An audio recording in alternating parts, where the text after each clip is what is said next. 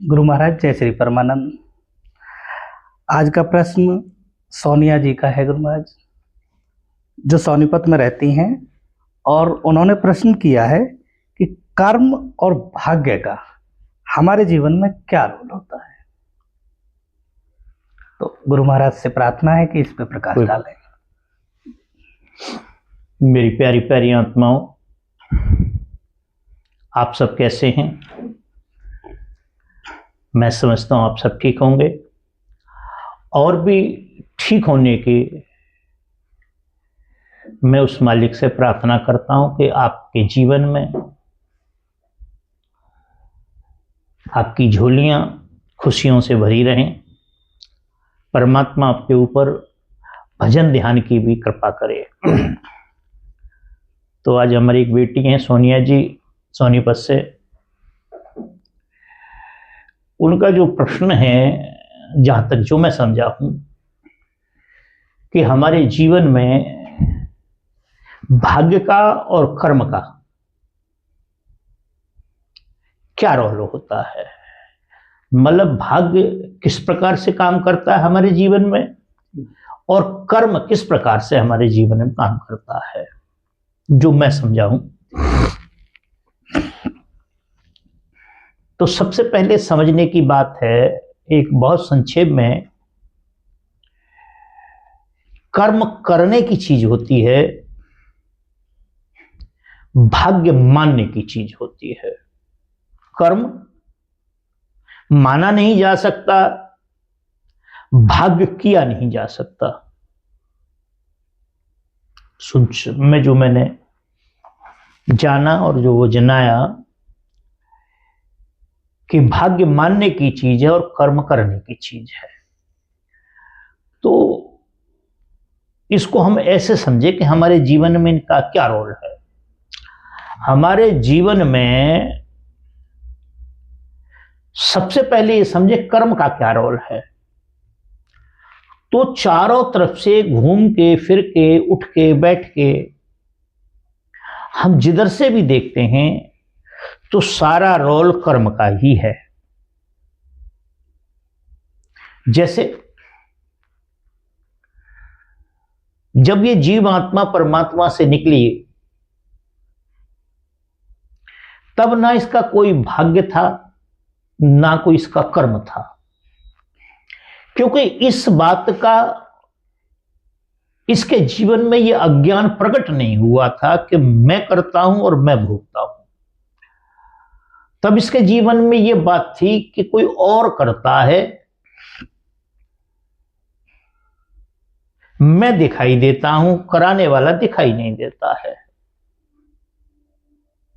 जैसे नानक देव जी कहते हैं, करन करावन आपो आप, मानुष के नहीं कुछ भी हाथ। तो जैसे जैसे व्यक्ति के अंदर दिमाग बढ़ा, बुद्धि बढ़ी, तो ये बात उसको महसूस होने लगी कि मैं कर रहा हूं। और यही बहुत बड़ा ज्ञान है और यही बहुत बड़ी माया है जो हमें चारों तरफ से घेरे रखती है। मैं करता हूं, ये मेरा है, ये तूने ले लिया। जैसे एक जगह लक्ष्मण प्रसन्न करते हैं राम से अरण्यकांड में,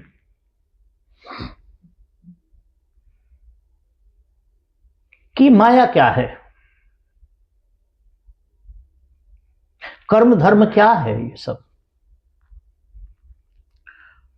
तो तुलसीदास जी राम के माध्यम से बोलते हैं, यह सब तोर मूर यह माया, ये तेरा ये मेरा। जहां तेरा और मेरा आ जाता है वो माया आ जाती है, और जहां तेरा ही तेरा होता है वहां ज्ञान होता है, परमेश्वर होता है, वहां कोई माया नहीं होती है। या आप एक तरह से कह सकते हैं मेरा ही मेरा है, वो भी ज्ञान है, क्योंकि मेरे में और मेरे परमात्मा के अंदर कोई फर्क नहीं है। ये फर्क हमारे ज्ञान का, हमारी बुद्धि का और संसार का है। तो जैसे हम जिन कर्मों को करते हैं, तो संसार में कोई भी कर्म ऐसा नहीं है जिसे करने के बाद उसका फल ना बने। संसार में कोई भी ऐसा कर्म नहीं है जिसे करने के बाद उसका फल ना बने। जैसे प्लेन पेपर ले लें और उस पर पेन रख दें, किया कुछ नहीं अभी हमने, पेन रख दें तो एक डॉट बन जाएगा, एक जीरो बन जाएगा, एक बिंदी बन जाएगी, किया कुछ नहीं। इसी प्रकार से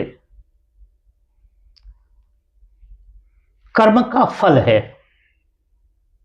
जो भी हम कर्म करते हैं, अच्छा करते हैं, बुरा करते हैं, जैसा भी करते हैं, हमारे शास्त्रों में कहा गया है मनसा वाचा कर्मणा, 3 प्रकार से कर्म होता है, मन से, वचन से और कर्म से।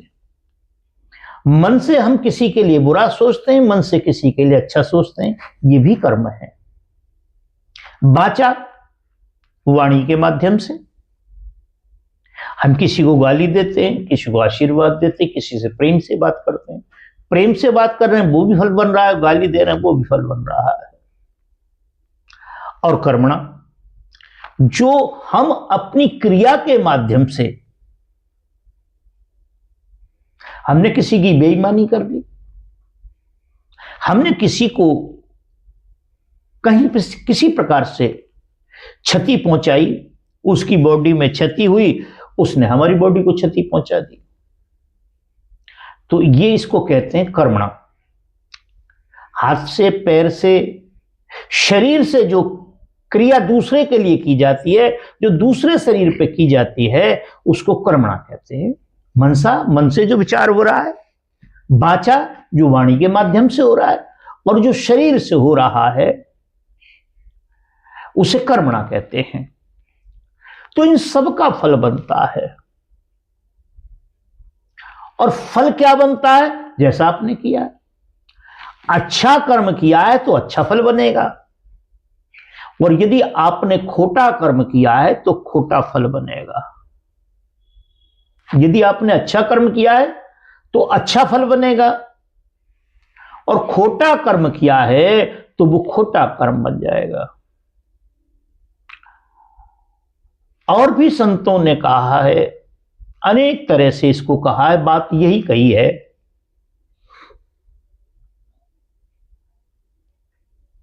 किसी भाषा में, किसी क्षेत्र में बात सिर्फ 2 ही होती हैं, उन्हें घुमाया फिराया जाता, आगे के पीछे, पीछे का आगे।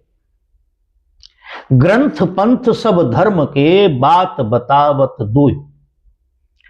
ग्रंथ पंथ सब धर्म के, सभी धर्मों के जो ग्रंथ और पंथ हैं, पंथ माने जैसे रस्ते हैं, ये कोई सनातन कह रहा है, कोई हिंदू कह रहा है, कोई इस्लाम कह रहा है, कोई यहूदी कह रहा है, कोई सिख, ये सब पंथ हैं। तो कह रहे हैं कि धर्म, ग्रंथ पंथ सब धर्म के, ग्रंथ और पंथ मार्ग सभी धर्मों के, बात बतावत 2। सुख दीने सुख होत है, और दुख दीने दुख होए। सुख देने से हमको सुख प्राप्त होता है, दुख देने से हमको दुख प्राप्त होता है। और मैं आपको एक बहुत छोटी सी बात बताऊं, यदि आपको समझना चाहें तो, कर्म का फल इतना विशाल है कि इसने जो हमारे यहां महापुरुष आए, राम आए, कृष्ण आए, शिव आए, हनुमान आए, और भी जितने आए, कबीर आए, नानक आए, पलटू आए, दादू आए, और भी अनेकों महापुरुष आए, इस कर्म ने किसी को बख्शा नहीं, सबको भोगना पड़ा। जैसे हमारे समाज में आम धारणा है कि बाली को मारने के लिए राम का शरीर धारण करना पड़ा। बाली को छुप के मारा, बाण से मारा, तो इधर क्या होता है, वो कृष्ण जी बन जाते हैं, वो बहिलिया बन जाता है, कर्म का बदला पूरा हो जाता है, खेल खत्म हो जाता है। सब जानते हैं इस बात को। तो ये तो रहा कर्म का विधान।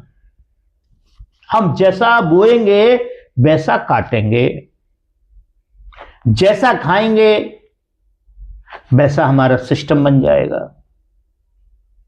तो जो ये सिस्टम है, कर्म का जो विधान है, ये सब इकट्ठा हो रहा है। जैसे हम किसी हॉस्पिटल में चले जाएं, किसी डॉक्टर के पास चले जाएं, कहीं भी चले जाएं, तो क्या होता है, सुबह सुबह 4 फाइल होती हैं, और 4 फाइल हमारे सहित और लेके गया वो सेक्रेटरी कहें, चपड़ासी कहें, जो भी कहें आप। तो पहले वाली जो फाइल है उन्हें उठाएगा, उनके नीचे रख देगा 4 फाइल, फिर 4-6 फाइल इकट्ठी होंगी, वो उसके नीचे रख देगा। इसी प्रकार से कर्म की फाइलें हैं, जो जिनको आज हम भोग रहे हैं और कर रहे हैं, वो कर्म की फाइल है, वो नीचे रखी जा रही है, और जो भोग रहे हैं वो ऊपर आ रही हैं। तो ये तो रहा कर्म का विधान। अब हम समझते हैं प्रारब्ध का खेल। प्रारब्ध माने भाग्य, भाग्य माने नसीब, नसीब माने किस्मत, और इन सब के मायने हैं उस परमेश्वर का कानून, परमेश्वर का संविधान। करने के बाद जो सजा प्राप्त होती है उसका नाम है प्रारब्ध, जिसका नाम आप कहते हैं भाग्य। तो मैंने आपको यह बताया कि कर्म किस प्रकार से किया जाता है और कैसे उसका फल बनता है। अच्छा बोलते हैं अच्छा फल बनता है, बुरा बोलते हैं बुरा बन जाता है।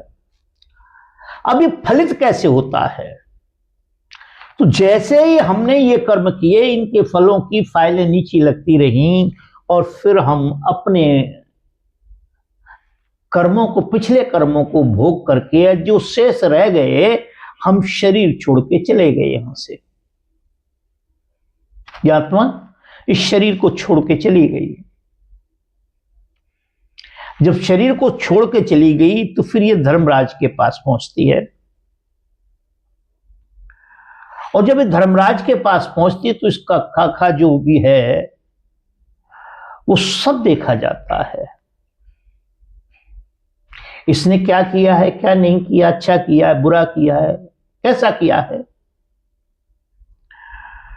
तो फिर एक पुस्तक तैयार की जाती है कि जो इसने ये कर्म किया इसका फल क्या है, इसने ये कर्म किया इसका फल क्या है, अच्छे कर्म किया, अच्छे कर्म किए उनका फल क्या है, बुरे कर्मों का फल क्या है, और कैसे कैसे इसको भोगना पड़ेगा। इसको कब?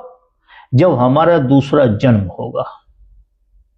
जैसे तुलसीदास जी अपनी एक चौपाई के माध्यम से, दोहे के माध्यम से, सभी संत हमको चेताते हैं कि प्रारब्ध पहले रचा, जिसको आपने भाग्य कहा, शुद्ध भाषा प्रारब्ध है। तो प्रारब्ध पहले रचा, जैसे मैंने अभी कहा कि उसकी फाइल तैयार की जाती है, उसके क्या इंग्लिश में क्या बोलते हैं, समरी तैयार की जाती है।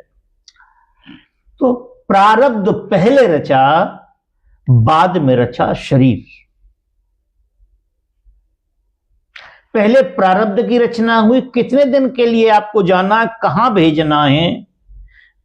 अगर आपके सारे ही कर्म खोटे हैं तो किसी गरीब के घर में जन्म लेना पड़ेगा आपको, जहां आपके पहुंचते ही आपके माता पिता चल बसेंगे, दूसरों के आश्रित आपको रहना पड़ेगा, 2 रोटियां दी जाएंगी, आपको 100 गालियां दी जाएंगी। ये हमारे सीने पर रख दिया गया, ये है, मरता भी नहीं है, ऐसा दुनिया भर की बातें की जाएंगी। और पूरे जीवन भर आपका पेट नहीं भरेगा, कर्म बहुत अच्छे करेंगे आप।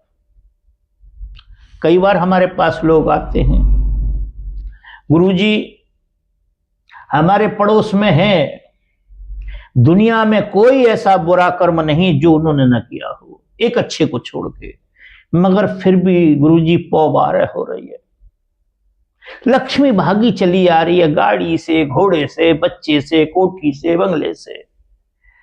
तो बंधुओं, ये हमारा भ्रम है, ये भ्रम है।